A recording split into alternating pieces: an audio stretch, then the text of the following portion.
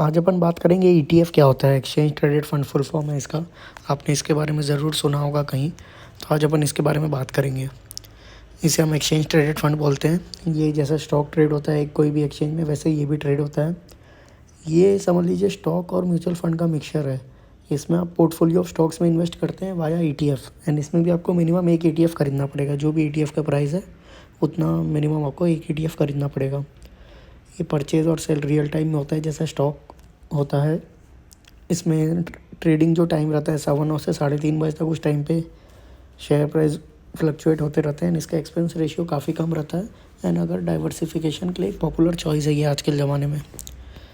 इसके ईटीएफ और mutual fund के बारे में अगर मैं आपको डिफरेंस बताऊं तो ETF actively bought and sold होता है on the exchange, but mutual fund exchange में ट्रेड नहीं होता है, वो आपको अलग से खरीदना पड़ता है।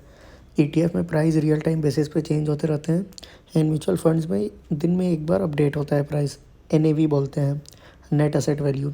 ईटीएफ में आपको मिनिमम एक ईटीएफ खरीदना पड़ेगा, एंड म्यूचुअल फंड में ऐसा कुछ नहीं है। मिनिमम 100 रुपये 500 रुपये रहता है, एंड जो भी आपका प्राइस चल रहा है, सॉरी जो भी म्यूचुअल फंड का प्राइस चल रहा है उसके बेसिस पे आपको यूनिट्स अलॉट हो जाते हैं।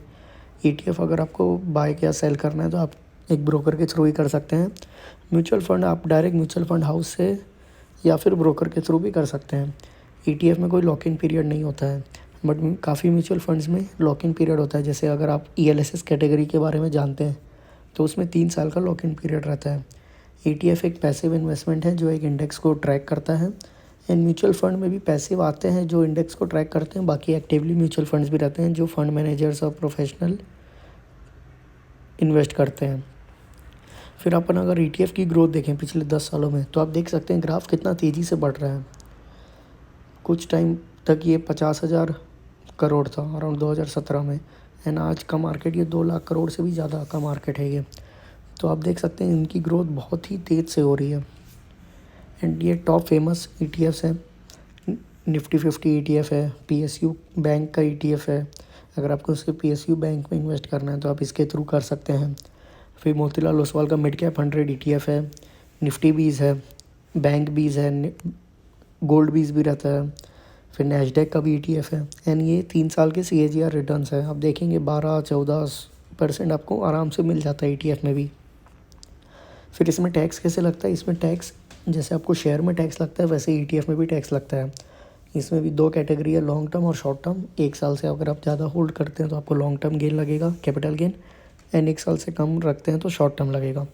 लॉन्ग टर्म अगर लगता है तो सेक्शन 112A आ जाता है जिसमें आपको 10% से टैक्स देना है, लेकिन 1 लाख के ऊपर।